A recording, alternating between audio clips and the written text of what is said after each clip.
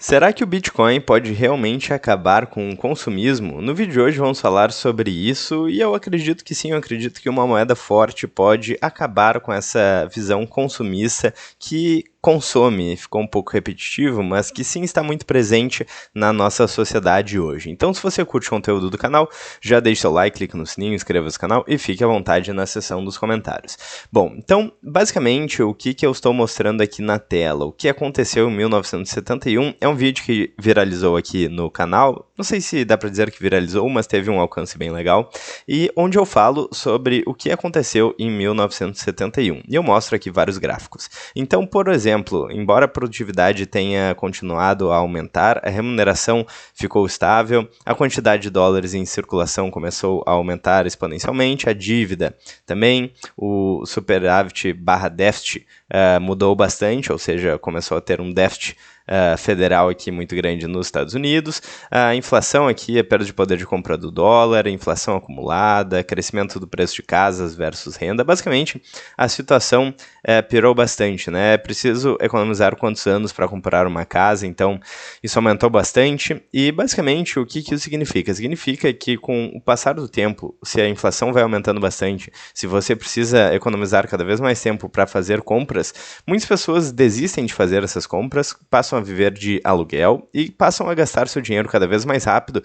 Por quê? Porque a inflação está cada vez mais alta. Então, se a inflação é cada vez maior, você precisa gastar o seu dinheiro rápido, porque ele vai perder poder de compra e consequentemente, aqui, as dívidas, não só estatais, aí, que dos Estados Unidos já passam de 36 trilhões de dólares, mas as dívidas pessoais também começam a aumentar. E basicamente, então, o que aconteceu em 1971? O final do padrão ouro, com o final da paridade do dólar com ouro, com o final do acordo de Bretton Woods. Então, o início aí das moedas fiduciárias. Então, a gente passou a ter uma moeda pior desde 1971 e a minha tese aqui é que isso passou a estimular o consumismo. Então, as pessoas começaram a gastar o seu dinheiro com coisas que elas não precisavam. Por quê? Em parte porque o dinheiro delas perdia muito valor ao longo do tempo, e elas precisavam se livrar aí o quanto antes do papelzinho colorido, lastreado em honestidade de políticos, para comprar coisas, pelo menos que fossem fisicamente escassas, como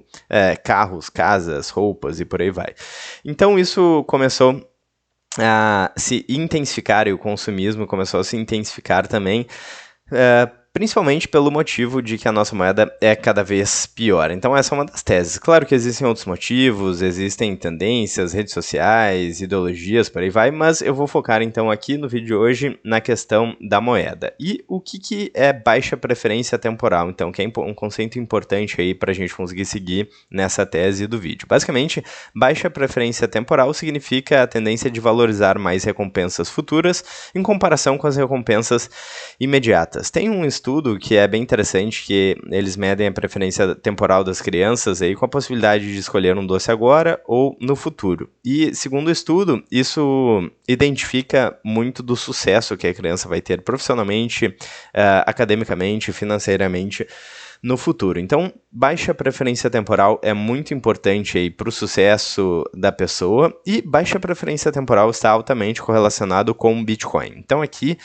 a IA do Google aqui fala sobre como a moeda afeta a preferência temporal, e ele diz o seguinte: então, a moeda afeta a preferência temporal ao introduzir a possibilidade de trocar bens e serviços presentes por bens e serviços futuros, o que pode alterar a avaliação que indivíduos fazem de um determinado valor em momentos diferentes. Isso ocorre porque a moeda permite a poupança, o investimento e a especulação, que são todos os meios de lidar com a preferência temporal. Basicamente, se você tem uma moeda que ganha poder de compra ao longo do tempo, talvez você esteja menos propenso a se livrar dela o mais rápido possível. Uma das consequências aí, então, da moeda fiduciária é fazer com que as pessoas busquem as mais diversas formas de tentar proteger seu patrimônio com fundos imobiliários, com investimento em imóveis, com investimento em ações, em opções, em até tigrinho, né, para as pessoas aí menos que têm um conhecimento financeiro menor, então acabam caindo em diversos questões de aposta e por aí vai. Isso é muito ruim, isso acaba aí migrando o dinheiro, principalmente via efeito Cantillon para os donos, para os amigos do rei, digamos assim. Então as pessoas que estão mais próximas dessa impressão de dinheiro, isso acaba sendo muito ruim para a maior parte da população. E como que o Bitcoin muda isso, então? A gente tem esse artigo muito interessante da Carol Souza, da área Bitcoin, aqui no blog da área Bitcoin, então, onde ela fala como o Bitcoin muda isso. Eu não vou ler, obviamente, todo o texto aqui, mas fica a dica da leitura, e basicamente ela explica como funciona a roda do consumo. Ela fala aí sobre o final do padrão ouro em 1971, como que isso gera uma moeda pior, e com uma moeda pior, uma moeda governamental sem lastro, então as pessoas elas percebem a necessidade de se livrar desse dinheiro podre o mais rápido possível. Então ela menciona aqui crises cada vez maiores, aumento da desigualdade, tem gráficos aqui que mostram isso, enfraquecimento da moeda e aumento da inflação.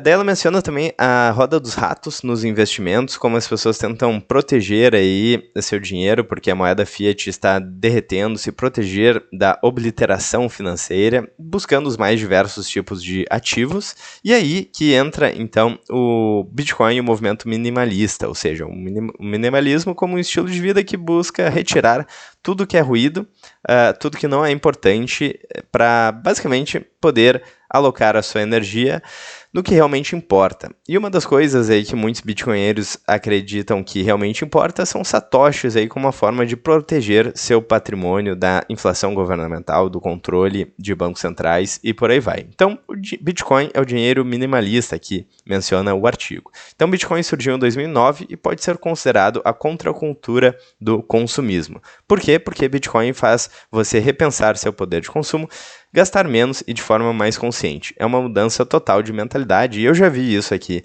em vários relatos da bolha bitcoinheira, e é muito interessante realmente como isso acaba acontecendo. Então, ela coloca aqui, Bitcoin é o dinheiro minimalista, pois a sua essência é focada na qualidade das moedas criadas e não na quantidade. Daí ela menciona também os mecanismos como Proof of Work, Blockchain e carimbo de data, timestamp, que garantem segurança, consenso, transparência, resistência a fraude, descentralizações, imutabilidade e por aí vai. Então a gente tem basicamente uma política monetária, entre aspas, do Bitcoin, que já é pré-determinada para as próximas décadas, durante muito tempo. Então, enquanto que a gente fica na dúvida em relação aí às moedas fiduciárias, será que eles vão expandir base monetária, aumentar a dívida e criar crises aí e problemas na economia? No Bitcoin, por outro lado, a gente tem aí um dinheiro que é muito mais estável e muito mais fácil de entender e de prever aí ao longo do tempo, o que faz com que as pessoas possam ter uma preferência temporal mais baixa, porque elas já conhecem basicamente quais são as regras aí do protocolo, e basicamente esses problemas aí são parcialmente sanados. Aqui, muito interessante, então, em 1971, nesse site aqui, o que aconteceu em 1971, mostra que a renda dos 1% mais ricos e, consequentemente, a desigualdade. Então, havia bastante desigualdade, a tecnologia reduziu um pouco a desigualdade, que chegou no mínimo aqui em 1974, por aí, próximo de 1971, e depois disso a tendência se inverteu e voltou a crescer, aumentando a desigualdade até os dias de hoje. Então, esses gráficos aqui corroboram com esse artigo aqui da área Bitcoin. Então, ela menciona também o valor do Bitcoin, que reside na escassez, ou seja, em ser um protocolo que não admite a criação de mais unidades monetárias. E então, é muito interessante aí como acaba sendo uma moeda muito mais incorruptível do que as moedas fiduciárias, que a gente está acostumado. Aqui ela fala sobre inflação e deflação e mostra como o Bitcoin é um dinheiro deflacionário, ou pelo menos com uma inflação crescente, certo? Porque o que acontece? As recompensas dos mineradores caem pela metade a cada 4 anos. E a gente sabe que existe um limite máximo de 21 milhões de unidades de Bitcoins que serão minerados. E as moedas fiduciárias, por outro lado, emitidas por governos, caminham para a direção da autodestruição. Eu já mostrei aqui em vários vídeos anteriores como o poder de compra do dólar, do real e de outras moedas fiduciárias vem caindo ao longo do tempo. Então, quanto mais moedas fiduciárias em circulação, menos valor cada unidade tem. isso representa então uma forma cruel de deteriorar o seu poder de compra e, consequentemente, o valor do seu trabalho.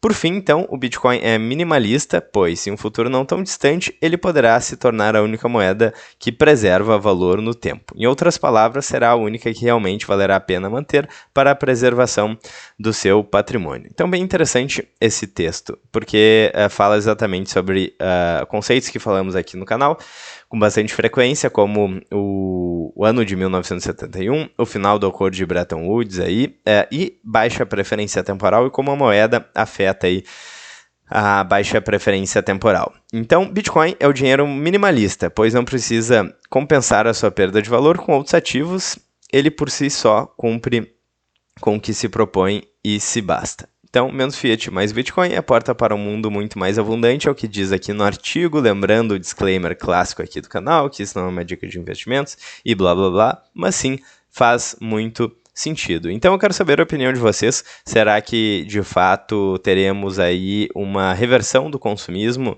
e o Bitcoin como protagonista dessa mudança aí de direção na sociedade? Comentem aí abaixo na aba dos comentários. Se vocês gostaram do vídeo, já deixem seu like, cliquem no sininho, inscrevam-se no canal e eu vejo vocês então amanhã no próximo vídeo. Um grande abraço e até mais.